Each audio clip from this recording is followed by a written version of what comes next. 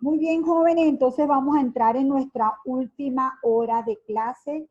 Recuerden que esta presentación se llama Primera Aproximación a la Macroeconomía, ¿sí? Lo que quiero de fondo es que vean que hay actores económicos que toman decisiones y que eso tiene un impacto determinado para toda la sociedad desde el punto de vista económico. Quiero que se vayan familiarizando con las variables y obviamente la forma para familiarizarse con las variables es ver los conceptos y ver las estadísticas, porque así vamos entendiendo de qué es de lo que se trata.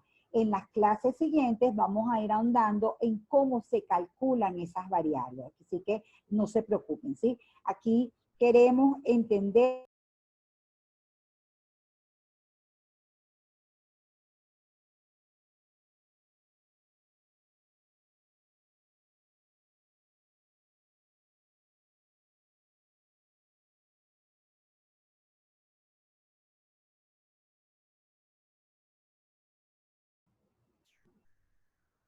Ahora sí me escuchan, ¿verdad? Más o menos Sí, profe. ¿me pueden decir dónde me quedé más o menos, por favor? En las variables, profe. Ok, en que entonces después íbamos a ver los cálculos de las variables y que ahorita lo que estábamos haciendo era entender los conceptos y ver las estadísticas, porque las estadísticas nos ayudan a comprender la evolución de las variables, ¿sí? Ahora, vamos a ver aquí, que ahora me quedé en esta. Perfecto, entonces les decía que no se preocuparan tanto ahorita por el cálculo de las variables, porque lo vamos a ver con tiempo. En el caso del índice de precios al consumidor, lo que más me interesa es que comprendan que se registra un indicador del nivel general de precio. Obviamente ese indicador del nivel general de precio no es la suma de los precios porque los precios no se pueden sumar, ¿de acuerdo? Sino que es una metodología llamada índices que permite obtener unos valores, esos valores compararlos, como los valores siempre están compuestos de precio y de cantidades, pues entonces las cantidades son valoradas a distintos niveles de precio y eso va recogiendo la variación de los precios y esos valores sí se pueden sumar. Vamos a entender después con calma de qué es lo que se trata, pero repito, existe una metodología llamada los índices, de hecho hay índices de Pasch, índices de Laspers, que nos permiten obtener un indicador del nivel general de precio. Lo importante ahorita es que si ese indicador registra una variación porcentual positiva, hay inflación, y si registra una variación porcentual negativa, hay deflación. Hasta ahora, entonces, vimos el indicador del Producto Interno Bruto, el indicador de la tasa de desempleo y el indicador de índice de precio al consumidor como variables macroeconómicas que nos permiten saber qué ocurre con la producción, qué ocurre con los precios y qué ocurre con la mano de obra empleada y por descarte la mano de obra que está desempleada. Ahora, lo que quiero es mostrarle conceptos y estadísticas de las variables correspondientes al sector público.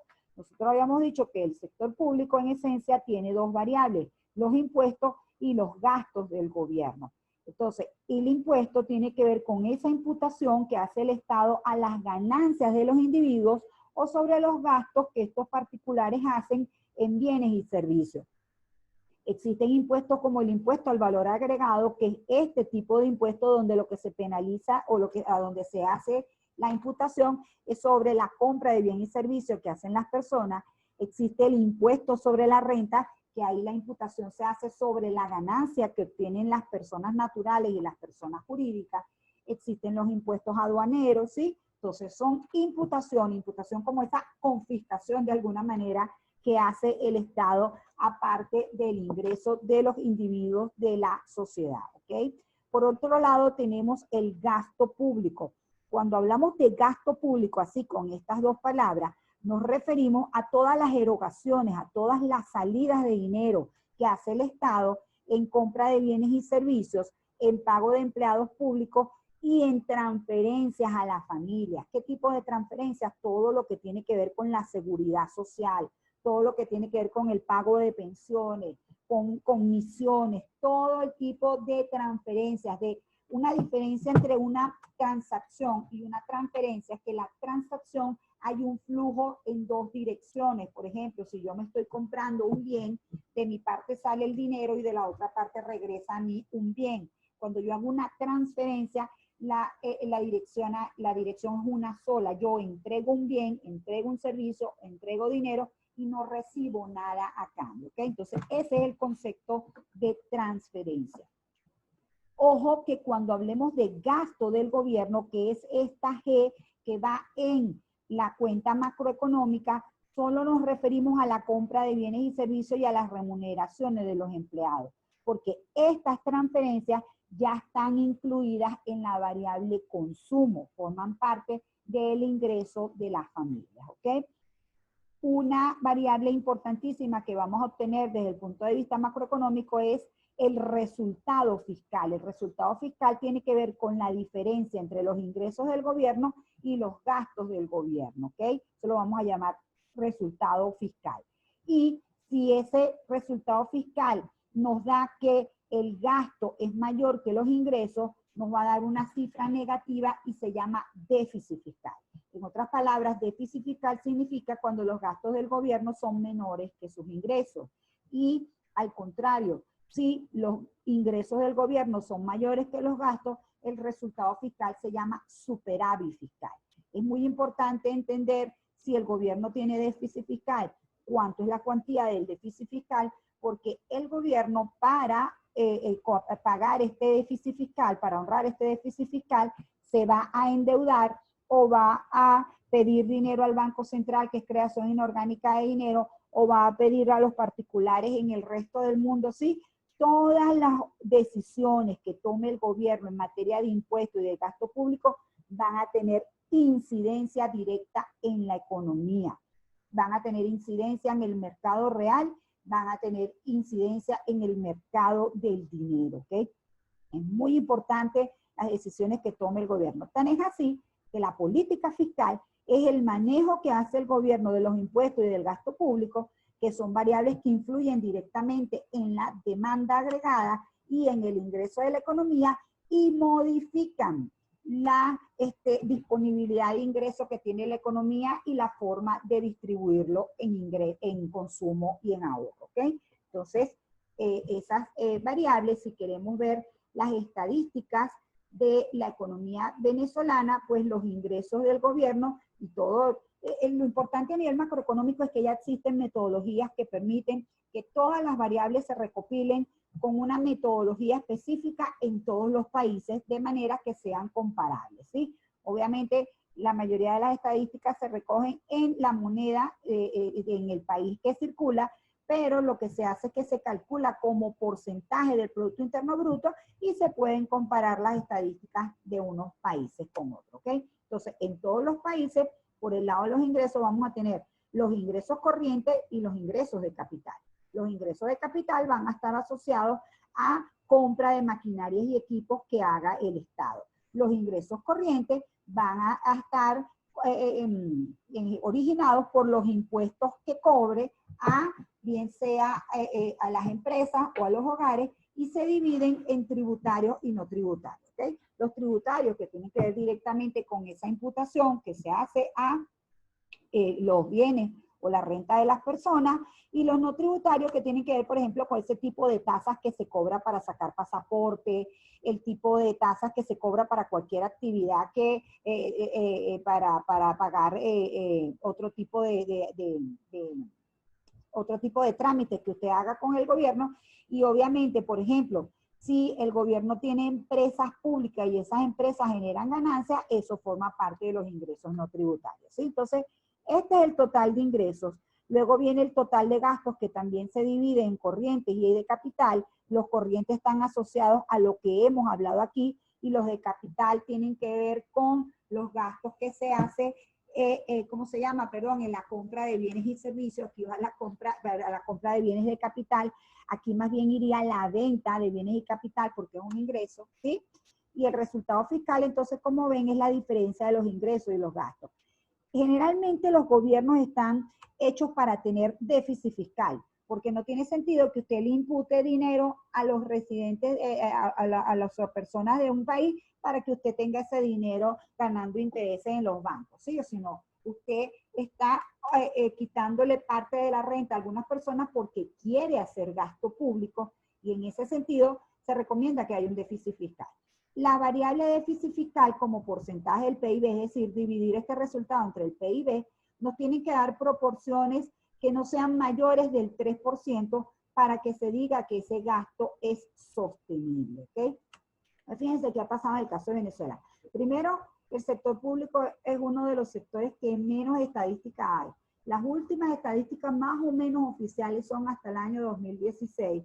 En el año 2017, 18 y 19 no hay estadísticas por parte del gobierno, pero sí se sabe que el déficit fiscal ha ido aumentando y que siempre ha estado en torno al 20, al 15%. Obviamente esto significa que los ingresos no son suficientes para que los gastos sean cubiertos y el gobierno venezolano lo que ha hecho es que primero se endeudó muchísimo internamente con los particulares, también se endeudó muchísimo con el sector externo o externamente, y cuando todo eso ya dejó de ser posible porque ya tuvo problemas para pagar producto de la caída de la actividad petrolera, que es la que genera la mayor parte del flujo de ingresos de esta economía directamente y también lo hace indirectamente, ahorita voy a explicar cómo lo hace indirectamente, y terminó pasando que la última que hizo fue financiarse directamente pidiendo prestado al Banco Central.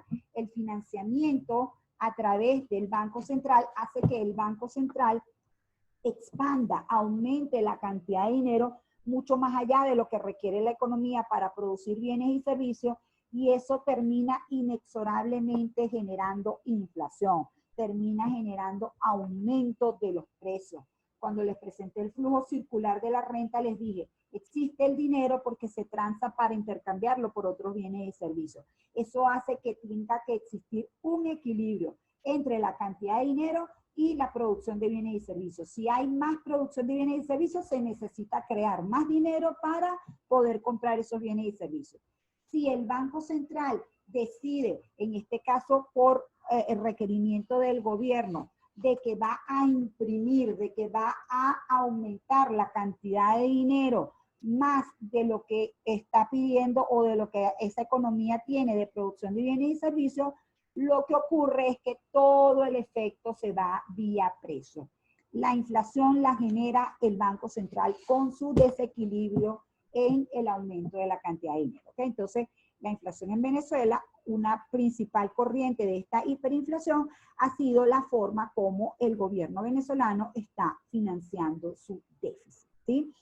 Les decía que quería aclararles aquí que en el caso de los ingresos petroleros, si usted divide esto, de los ingresos fiscales, si usted divide esto en petroleros y no petroleros, usted dice, bueno, los petroleros realmente son 55%, han llegado a ser menos de 50%. Pero la verdad sea dicha, jóvenes, la renta que genera el petróleo permite que el resto de los agentes económicos tengan un ingreso para comprar bienes importados. Esos bienes importados termina de estimular la producción de bienes y servicios, y esa producción de bienes y servicios no petroleros permite que haya más cobros por parte del gobierno de IVA y de impuestos sobre la renta, pero el impulso primario de toda esa actividad no petrolera ha sido la generación de renta del sector petrolero, ¿sí? Entonces, al final, esta es una economía que ha dependido absolutamente de su petróleo, y eso ha hecho que siempre los ingresos sean bastante inestables. Puede que sean muy altos si los precios del petróleo suben, o que tengan caídas dramáticas si los precios del petróleo bajan.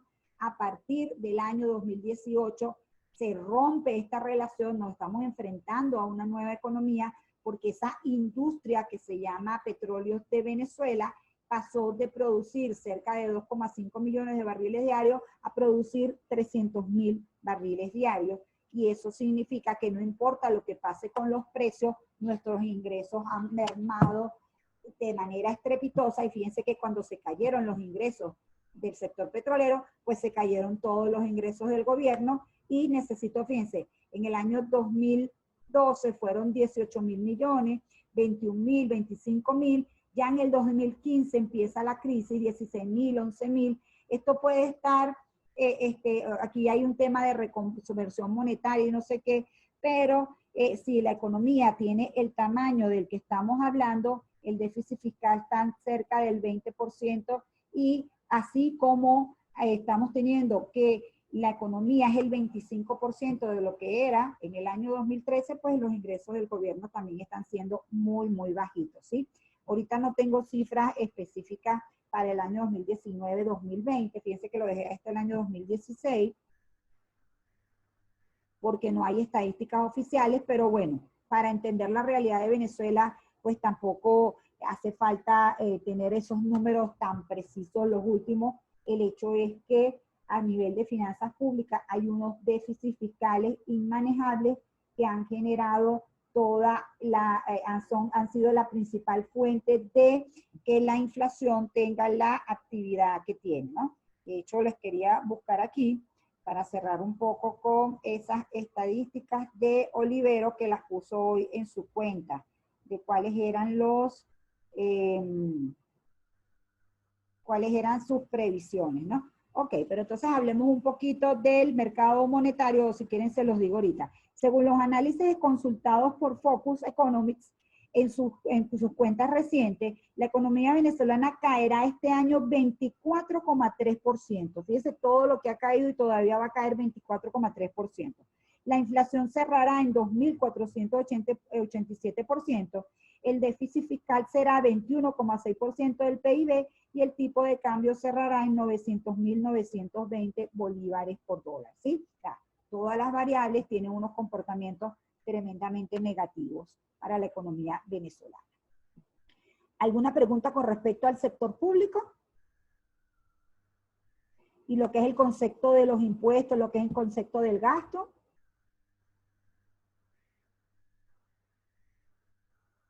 ¿No? ¿Todo bien?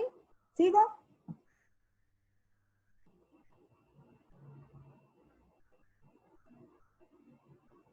Chévere, profe. Perfecto. Entonces, ahora vamos a ver variables del mercado monetario. Dentro de las variables del mercado monetario, la que nos interesa ir conociendo muy bien es el concepto de dinero, el concepto de precio, el concepto de liquidez monetaria y de tasa de interés, ¿ok? Fíjense, dinero, mercancía económica única, no se demanda por lo que es, sino por lo que puede comprarse con él. También se dice que es cualquier activo que pueda ser fácilmente intercambiado por bienes y servicios, ¿ok? Por ejemplo, se dice que cuando en la Segunda Guerra Mundial, en los campos de concentración, los cigarrillos eran el medio de pago, jóvenes. Tanto las personas que fumaban como las que no fumaban tenían cigarrillos, porque el cigarrillo era el que se intercambiaba por otros bienes o servicios dentro de estos lugares, ¿no? Si alguien quería una camisa, eso le podía costar 4 cigarrillos. Si quería un pedazo de pan, le podía costar un cigarrillo. ¿Me explico? O sea, esa es la concepción del dinero, que pueda ser intercambiado por otros bienes y servicios. Por supuesto, el mundo ha evolucionado y actualmente tenemos un dinero que llamamos fiduciario, cuyo valor lo decreta el Banco Central y la gente lo acepta porque confía en él. Entonces, este dinero es esas piezas monetarias, y la mayor parte de ese dinero realmente está constituido en depósitos en los bancos, en cuentas corrientes, en cuentas de ahorro, en cuentas a plazo. Todo ese dinero que está contenido en esos instrumentos forma parte de la cantidad de dinero de la economía, ¿ok? El precio, fíjense que el precio es relación de intercambio de un bien por dinero. Eso es lo que significa la palabra precio. De manera que lo que pase con el dinero siempre va a tener una relación o un impacto en el intercambio de ese bien por dinero, es decir, en el precio. La liquidez monetaria va a ser un indicador de oferta monetaria, así como la oferta agregada la medimos con el PIB, la oferta monetaria la vamos a medir con este indicador que se llama liquidez monetaria, y que es la suma de las monedas y billetes que están circulando en la economía más los depósitos en el sistema financiero, ¿sí? más lo que les digo que está depositado en cuentas corrientes, cuentas de ahorro y depósitos a plazo en el sistema financiero. Por eso que les indicaba que los oferentes en el banco, en el mercado monetario son el Banco Central, que es el que hace esta emisión de monedas y billetes, y los bancos, porque los bancos en esta actividad de obtener depósitos y prestar dinero, que multiplican el dinero dentro del sistema financiero. Por supuesto, eso lo vamos a ver mucho más adelante, ¿sí? Luego, vamos a tener la tasa de interés como la tasa que representa el precio del dinero, ¿sí? Otro concepto de tasa de interés, que es una prima que se paga o se recibe por un dinero en un periodo de tiempo determinado. Si usted presta un dinero, usted va a aspirar a que cuando le devuelvan su dinero, le devuelvan el capital y además le devuelvan unos intereses, eso es lo que llamamos prima, ¿verdad? Sobre ese dinero prestado, y eso se llama tasa de interés.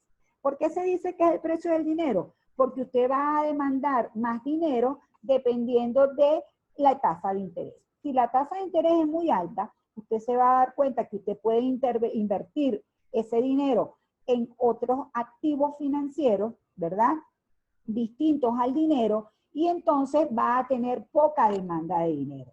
Si la tasa de interés es bajita, a usted no le va a importar tener una reserva de dinero allí para poder hacer sus transacciones económicas. Entonces, ese es el concepto de tasa de interés desde el punto de vista macroeconómico, que es el precio del dinero, ¿okay? Entonces, veamos qué ha pasado con este indicador de liquidez monetaria en el caso de Venezuela, y fíjense que tuvimos que hacer lo mismo que con la inflación. El crecimiento del año 2015 al año 2017 fue de 40 millones de bolívares, perdón, a 104 y después a 1.270. Luego eso siguió aumentando. En el año 2018 fue 804.950 y terminó en el año 2020, esto es hasta agosto, en 187.083.260 millones de bolívares.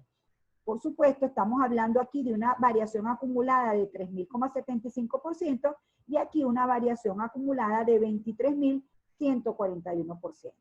¿Por qué ha ocurrido este crecimiento de la cantidad de dinero? ¿Porque hay más producción de bienes y servicios? No. Estamos diciendo que al contrario, la producción de bienes y servicios ha caído dramáticamente. Este crecimiento todo ha sido porque el Banco Central ha estado financiando al gobierno para que el gobierno pueda pagar sus cuentas, pueda pagar sus pensiones, pueda pagar sus ingresos y gastos. El canal es un poco indirecto.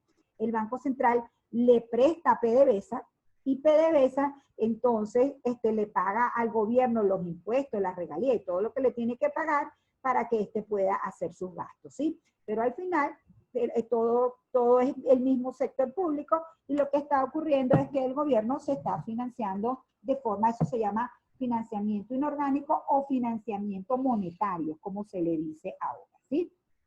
Entonces, les pongo eso aquí como resumen. La cantidad de dinero ha crecido con respecto al 2015 en 467.708.050 millones, o sea, 467.708.050%, y esta hiperinflación está asociada con dinero que ha crecido sin respaldo en la producción, y por eso tiene un efecto dramático en los precios, ¿ok? ¿Tienen alguna duda sobre el mercado monetario?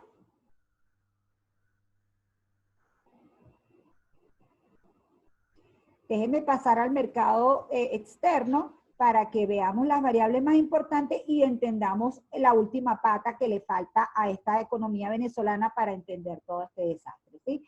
Fíjense, las variables del sector externo, entonces dijimos que son las exportaciones, que se refiere a la venta de bienes y servicios a los residentes de otros países.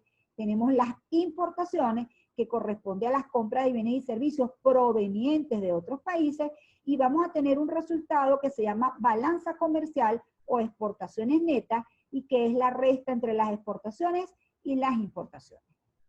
El gran precio de este mercado, es decir, el precio de referencia para decidir si yo voy a comprar o a vender bienes de los residentes con los no residentes es el tipo de cambio. Entonces, el tipo de cambio, jóvenes, es el precio al que se intercambia la moneda de un país por la de otro país. Usted decide qué importar o qué exportar dependiendo de cuál es el tipo de cambio. En el caso de Venezuela, cuando nosotros decimos que el tipo de cambio es 560.000, estamos diciendo que necesitamos 560.000 bolívares para intercambiarlos por $1, ¿sí? Y por supuesto, yo lo que produzco es bienes nacionales y que tengo bolívares, pues entonces voy a tomar mis decisiones de qué intercambiar con el resto del mundo, dependiendo de lo que pase con el tipo de cambio. Por cierto, jóvenes, que los exportadores venden sus productos internacionalmente y obtienen divisas, obtienen ingresos en divisas. Divisas son monedas que son aceptadas internacionalmente, como el dólar y el euro. Entonces, cuando él viene al mercado, él ofrece esas divisas. ¿Por qué las ofrece? Porque él la mano de obra y los insumos los paga en moneda nacional. Entonces, en una economía normal, es lógico que el exportador vaya al mercado cambiario y ofrezca esas divisas.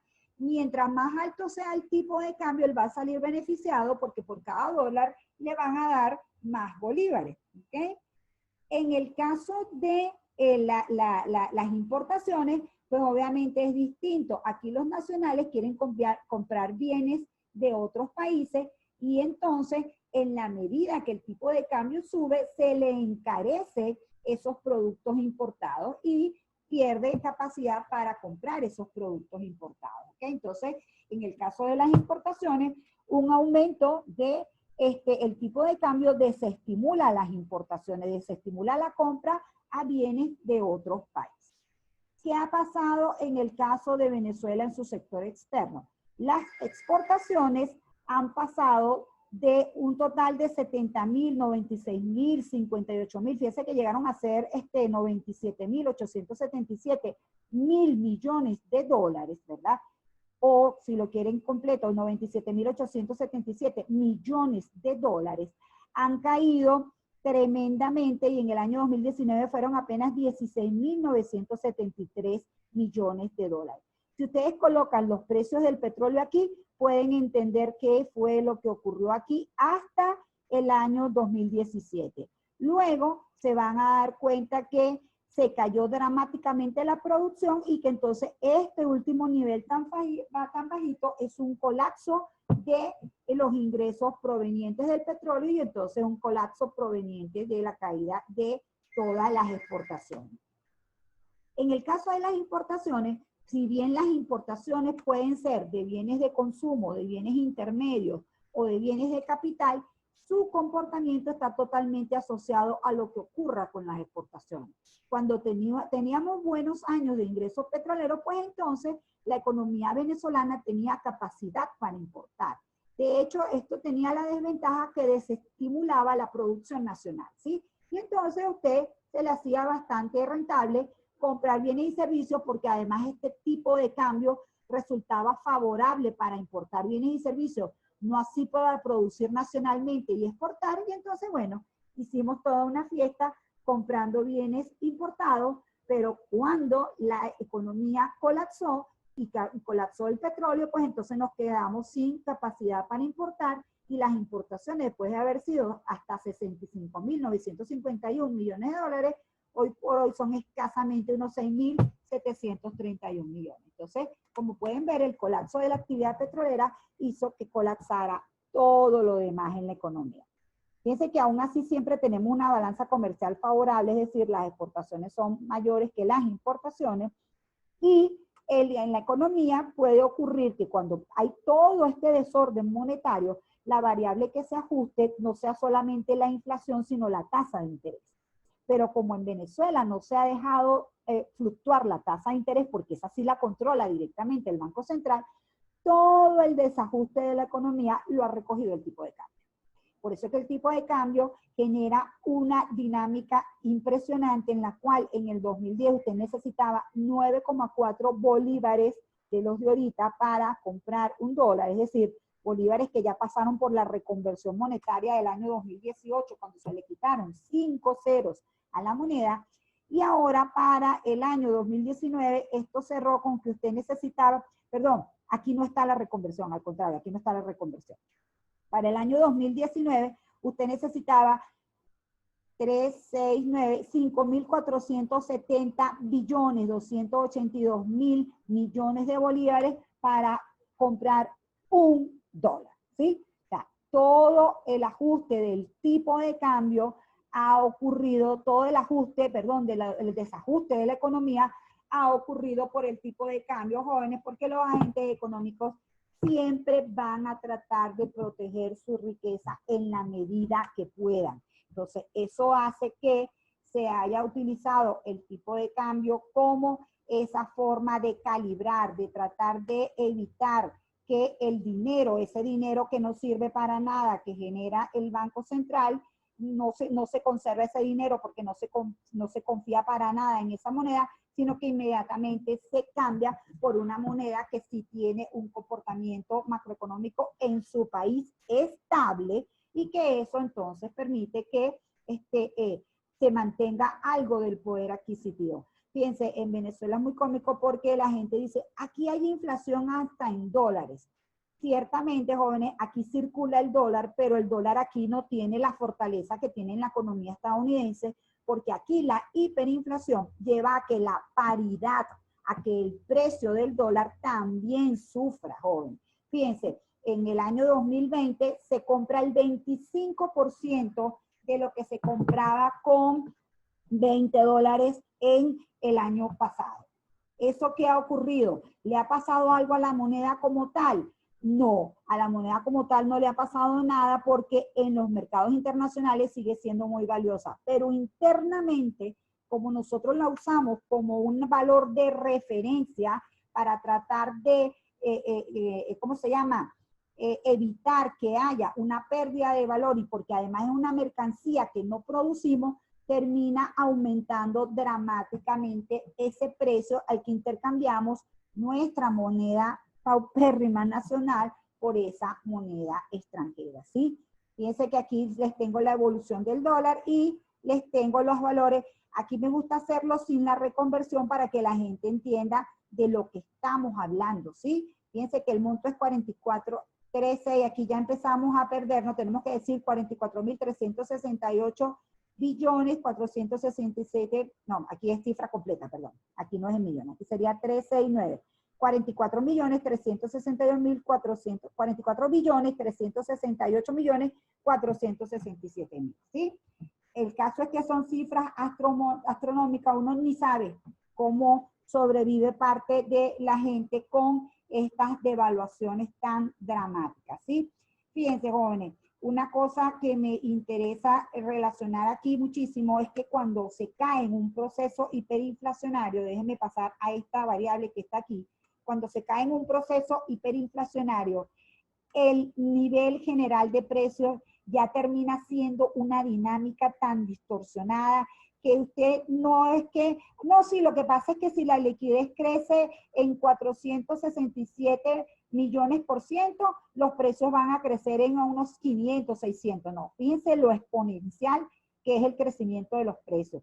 Fíjense que el tipo de cambio también tiene esta variación tan enorme y sin embargo no hay parangón en lo que ocurre con los precios. Al final se genera un circuito tan diabólico donde hasta los agregados monetarios van a ser impactados por lo que pasa con el mercado cambiario va a ser impactado por lo que pasa en el mercado monetario. Al final es un esquema donde se pierde totalmente la posibilidad de que el mecanismo del mercado funcione y lo que hay es unos agentes económicos tratando de luchar por perder lo menos posible, ¿sí? Por eso quiero cerrar con esta lámina que está aquí. Fíjense lo que les digo, la evolución del nivel general de precio, la liquidez monetaria, la tasa de interés y el tipo de cambio en el periodo 2015 tienen este comportamiento que está aquí.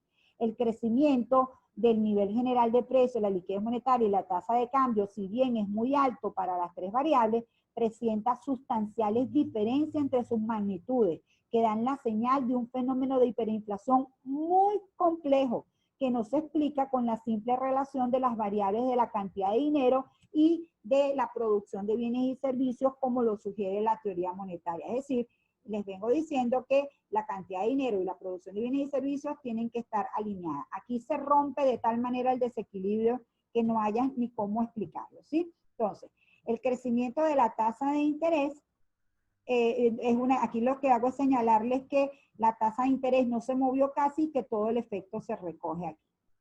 El caso es que, repito, una vez que se entra en un proceso hiperinflacionario, jóvenes, las consecuencias son monumentales.